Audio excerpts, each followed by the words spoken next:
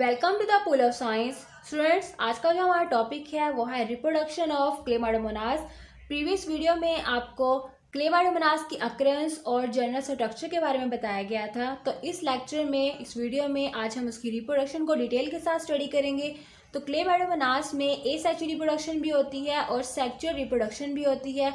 सबसे पहले हम एसेक्सुअल रिप्रोडक्शन को देखेंगे, उसके बाद हम सेक्सुअल रिप्रोडक्शन की तरफ जाएंगे। तो एसेक्सुअल रिप्रोडक्शन जो है वो डिफरेंट मेथड्स के जरिए क्लेमाइडोमोनास में होती है। तो कौन कौन से मेथड्स हैं?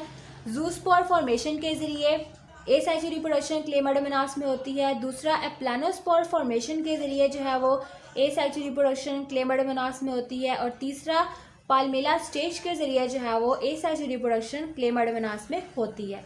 तो फर्स्ट हम देखते हैं कि जूस्पोर फॉर्मेशन के जरिए जो है वो एसेक्सुअल रिप्रोडक्शन क्लेमाइडोमोनास में किस तरह होती है। तो जूस्पोर जो है वो बनते हैं जब प्लांट का फेवरेबल सीजन होता है, यानी फेवरेबल कंडीशन के अंदर क्लेमाइडोमोनास जो है वो जूस्पोर प्रोड्यूस करते हैं। अब जूस्पोर की फॉर्मेशन के दौरान सेल जो है वो नॉन मोटाइल हो जाता है, यानी जैसे ही क्लेमाइडोमोनास का फेवरेबल सीजन आता है तो अपने फेवरेबल सीजन में एंटर होने के साथ ही क्लेमाइडोमोनास का सेल नॉन मोटाइल हो जाता है, यानी वो मूवमेंट करना बंद कर देता है, एक जगह पे जो है वो स्टिल रुक जाता है। तो जैसे ही क्लेमाइडोमोनास का सेल जो है अपनी फेवरेबल कंडीशन के अंदर नॉन मोटाइल हो जाता है, तो जैसे ही वो नॉन मोटाइल होता है उसके बाद उसके जो फ्लेजुलर स्ट्रिंग होते हैं, यानी जो उसके 2 फ्लेजुला होते हैं वो भी डिस्कार्ड हो जाते हैं, सेल से जो है वो उतर जाते हैं। उसके जो सेंट्रल वैक्यूल होता है क्लेमाइडोमोनास के सेल का वो भी डिसअपियर हो जाता है।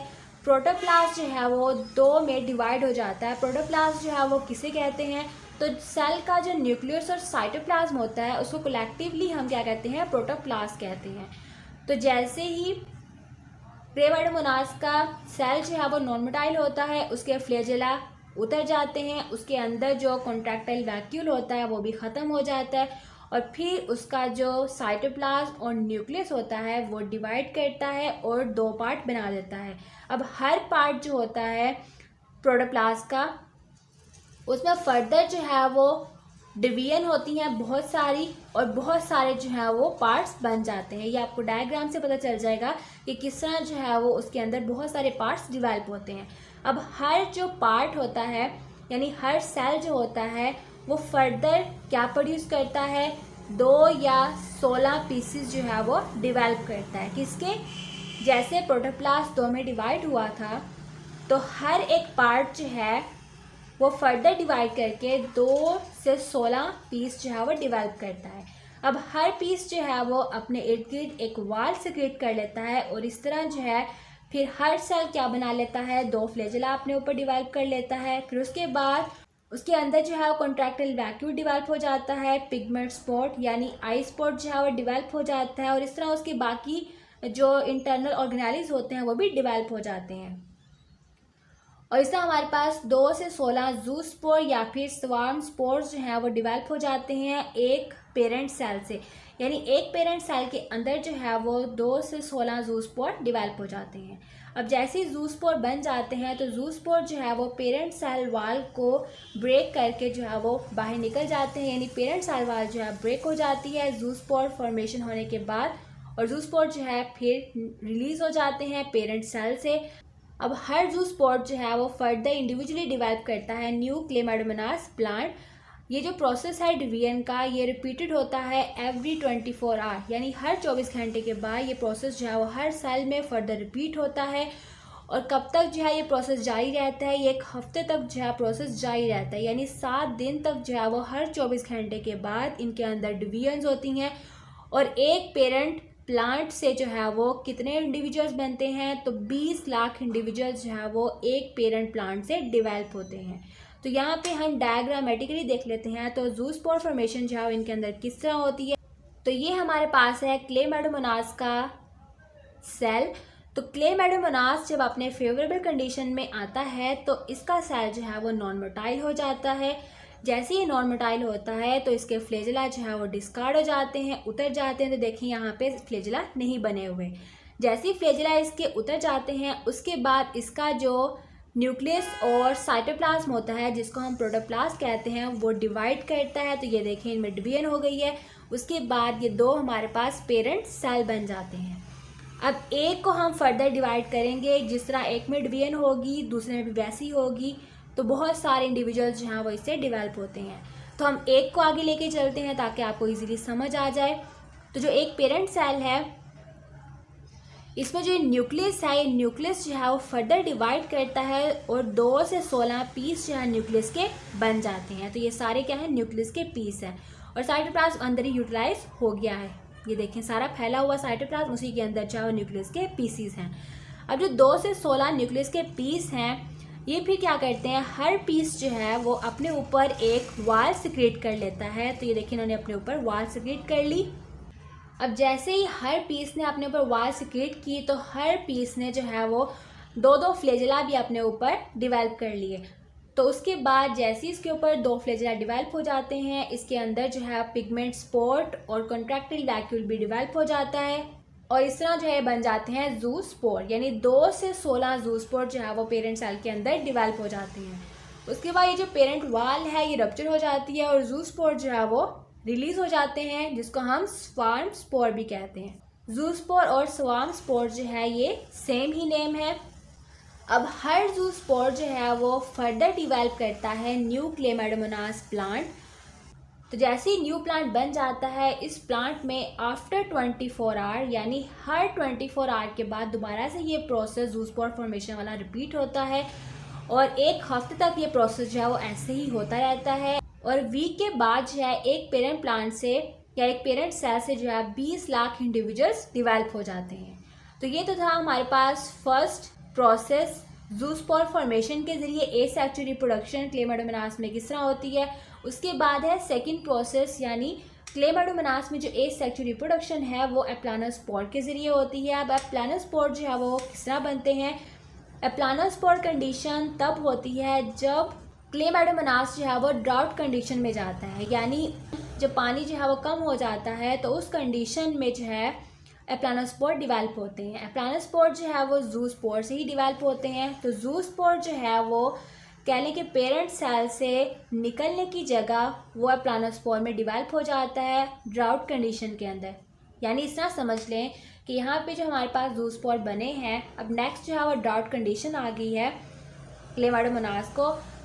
तो जो हमारे पास जू स्पोर हैं वो पेरेंट सेल से निकलेंगे नहीं, वो किस में कन्वर्ट हो जाएंगे, वो एप्लानोस्पोर में कन्वर्ट हो जाएंगे। एप्लानोस्पोर जो है वो डायरेक्टली फिर या तो न्यू प्लांट में डिवेल्प हो जाते हैं, यानी जर्मिनेट करके न्यू क्लेमाइडोमोनास बना देते हैं, या फिर जो है इनके अंदर फर्दर डिवीजन होती है और ये डिवीजन जो है वो फिर से जू स्पोर बना देती हैं और जू स्पोर जो है फिर फेवरेबल कंडीशन के अंदर जो है वो डिवेल्प करके न्यू प्लांट बनाते हैं। तो ये थी सेकंड स्टेज। उसके बाद है कि पाल्मिला स्टेज के जरिए किस तरह जो है क्लेमाइडोमोनास के अंदर एसेक्सुअल रिप्रोडक्शन होती है। तो ये जो स्टेज होती है ये लेस फेवरेबल कंडीशन के अंदर होती है, यानी वो कंडीशन जो कि ना तो ज़्यादा ड्राउट कंडीशन है, यानी ना ही ज़्यादा ड्राई कंडीशन है प्लांट के लिए, और ना ही जो है वो कह लें फेवरेबल कंडीशन है।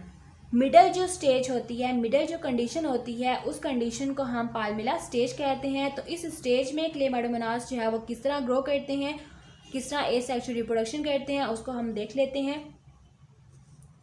तो पाल्मिला स्टेज के अंदर जो पॉन्ड्स होते हैं वो ग्रेजुअली ड्राइंग अप होते हैं, यानी ना ज़्यादा ड्राई होते हैं। तो उनमें जो है वो डैम्प सॉइल होती है, नमी जो है वो उनकी मिट्टी में पाई जाती है। तो डॉटर सेल जो हैं वो पेरेंट सेल में डिवीजन के जरिए डिवेल्प होते हैं। डॉटर सेल जो है वो उनके ऊपर फ्लैजेला डिवेल्प नहीं होते, यानी पाल्मिला स्टेज में पेरेंट से जो डॉटर सेल्स बनते हैं उनके ऊपर फ्लैजेला डिवेल्प नहीं होते।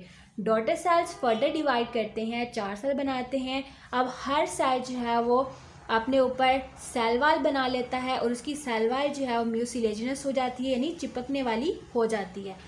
अब large number of non motile small structures जो हैं डिवेल्प हो जाते हैं, यानी नॉन मोटाइल स्मॉल स्ट्रक्चर्स या स्मॉल डॉटर सेल्स जो हैं वो बहुत तादाद में डिवेल्प हो जाते हैं पाल्मिला स्टेज के अंदर।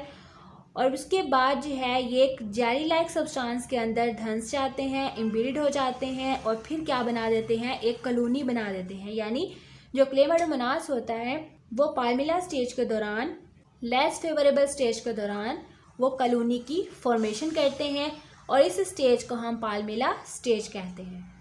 अब समटाइम क्या होता है कि पाइमिला स्टेज के जो सेल्स होते हैं वो अपने ऊपर एक थिक वॉल डेवलप कर लेते हैं और क्या बन जाते हैं, हैप्नोस्पोर्स बन जाते हैं।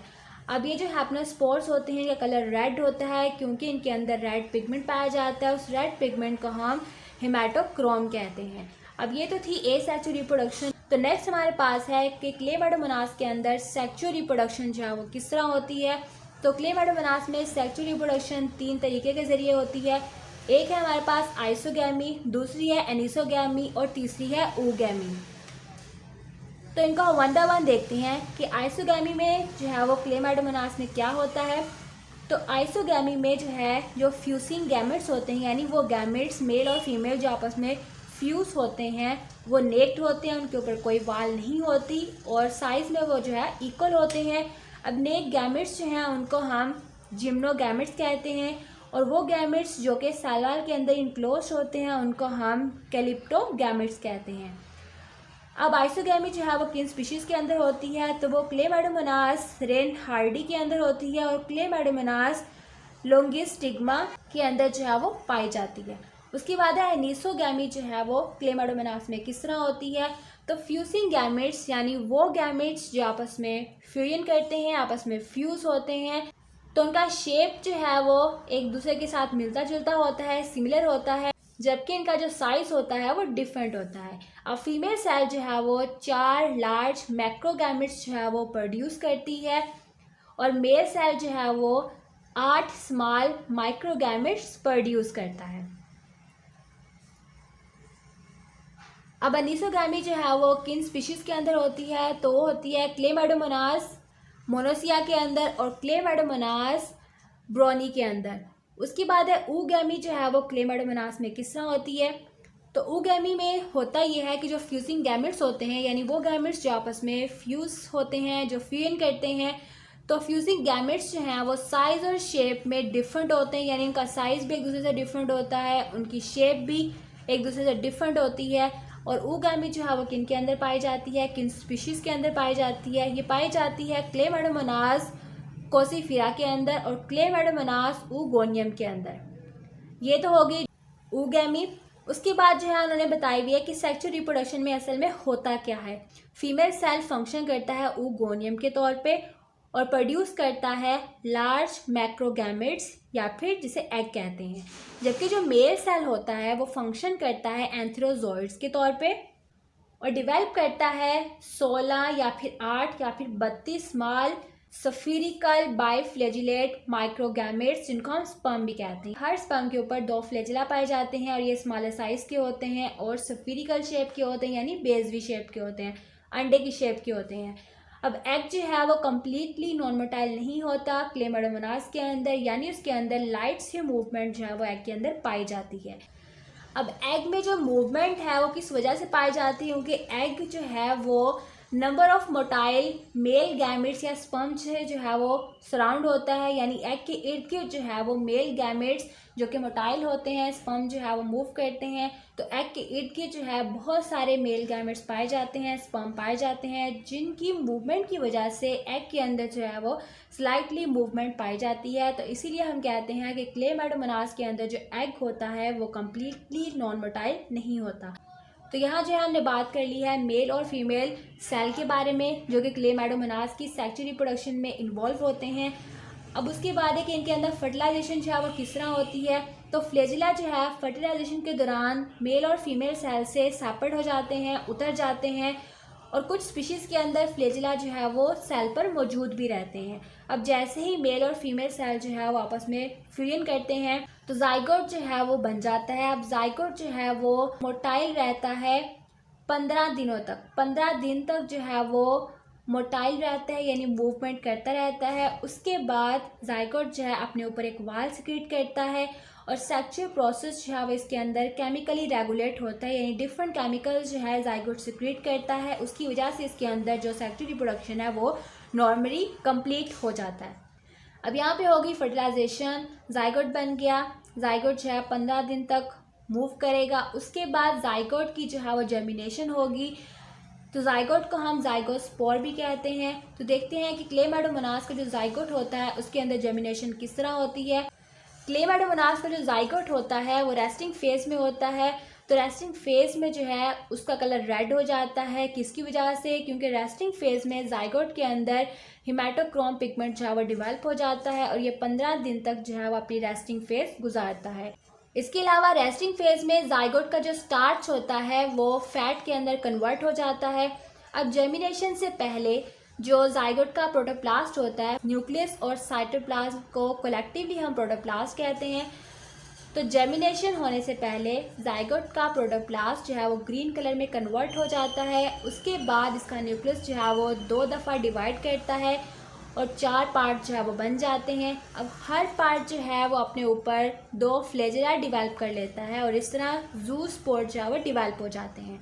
अब जैसे ही ज़ूस्पोर डिवेल्प हो जाते हैं तो ये जाइगोट की वाल रप्चर होने के बाद जाइगोट से निकल जाते हैं और पानी के अंदर जो है ये रिलीज़ होते हैं।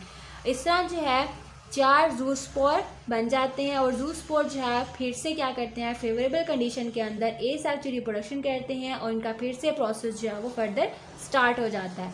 तो ये थी हमारे पास रिप्रोडक्शन ऑफ क्लेमाइडोमोनास।